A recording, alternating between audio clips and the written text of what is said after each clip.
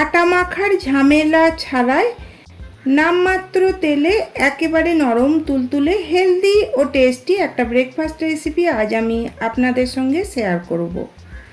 নমস্কার, আমি অর্পিতা আর আমার চ্যানেলে আপনাদের সকলকে স্বাগত।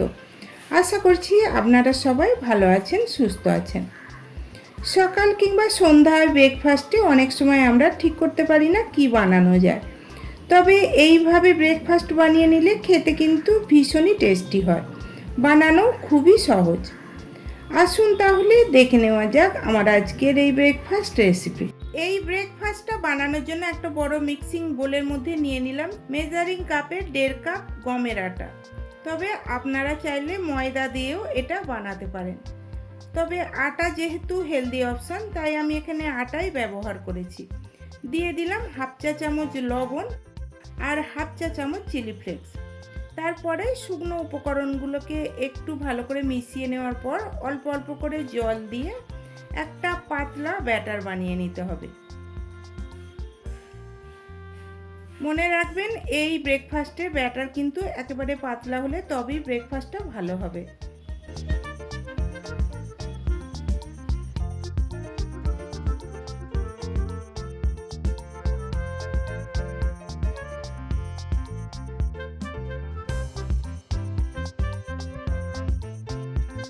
আমি এখানে 1.5 কাপ আটা নিয়েছিলাম আর জল দিয়েছি মোট 3 কাপ।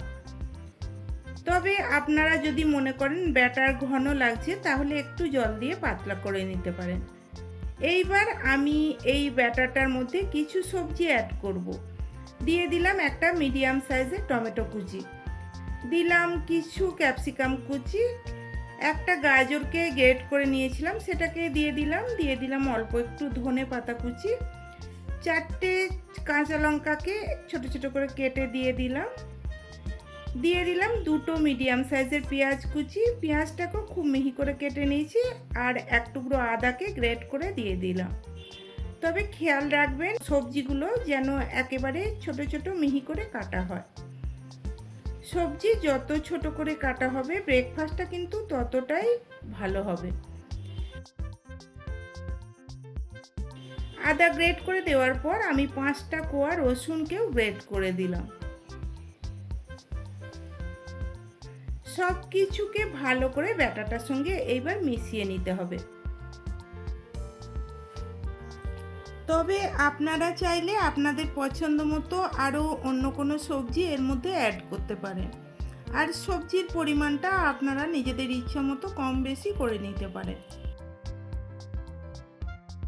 আমি আগেও বলেছি যদি ব্যাটার ঘন মনে হয় তাহলে অল্প একটু জল দিয়ে এটাকে পাতলা করে নেবেন।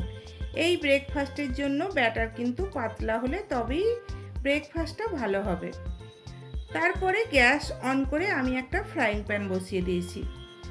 প্যানের মধ্যে সামান্য একটু তেল ব্রাশ করে দিলাম। এখন গ্যাসের ফ্লেমটাকে একেবারে লো করে দিয়ে 2 হাতা ব্যাটার আমি প্যানের মধ্যে দিয়ে দিলাম। তারপরে প্যানের হাতলটা ধরে এইভাবে ব্যাটারটাকে প্যানের মধ্যে চাড়িয়ে নিতে হবে। এখন ঢাকা দিয়ে এটাকে আমি 1 মিনিট মতো রান্না হতে দেব। 1 মিনিট পর ফিরে এলাম। দেখুন রুটির ওপরটা একেবারে শুকনো শুকনো হয়ে গেছে। আমি ওপর থেকে একটু তেল ব্রাশ করে দিলাম। তারপরে খুব সাবধানে রুটিটাকে উল্টে নিতে হবে, আর উল্টে নেওয়ার পর আবারও ঢাকা দিয়ে এটাকে 1 মিনিট মতো রান্না করে নেব। এই রুটি বা পরোটা যাই বলে থাকেন এটা কিন্তু খুবই হেলদি হয়, কেননা এটা আটা দিয়ে বানানো হয়েছে আর এর মধ্যে আছে সবজি যেগুলো আমাদের শরীরের পক্ষে খুবই উপকারী, আর তেল তো একেবারেই দেখতে পাচ্ছেন নামমাত্র দিয়েছি। একটা রুটি বানানো হয়ে গেছে আর এইভাবে আমি বাকি রুটিগুলো বানিয়ে নেব। বন্ধুরা আপনারাও সকাল কিংবা সন্ধ্যায় ব্রেকফাস্টে এই সবজি রুটিটা বানিয়ে দেখবেন, খেতে কিন্তু ভীষণই টেস্টি হয়। আর বাচ্চারা তো অনেক সময় সবজি খেতে চায় না, এইভাবে যদি রুটি বানিয়ে দেওয়া যায় বাচ্চারাও কিন্তু এটা সসের সাথে খুবই মজা করে খাবে।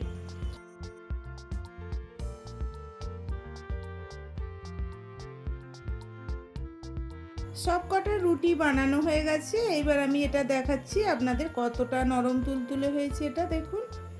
আর বানানো তো দেখলেন কতটাই সহজ। তাহলে বন্ধুরা আপনারাও এই সবজি রুটি বাড়িতে বানিয়ে দেখবেন, খেতে কিন্তু ভীষণই সুস্বাদু হয়। আর বাড়িতে বানিয়ে থাকলে কমেন্টে আমাকে জানাবেন কেমন হয়েছিল। রেসিপি ভালো লাগলে লাইক করে বন্ধুবান্ধব আত্মীয় পরিজনদের মধ্যে শেয়ার করে দেবেন। আর আমার চ্যানেলটা প্লিজ সাবস্ক্রাইব করে দিয়ে পাশে থাকা বেল নোটিফিকেশান অল করে রাখবেন, যাতে আমি ভিডিও আপলোড করার সাথে সাথে নোটিফিকেশান আপনাদের কাছে পৌঁছে যায়। সবাই ভালো থাকবেন, সুস্থ থাকবেন। ধন্যবাদ।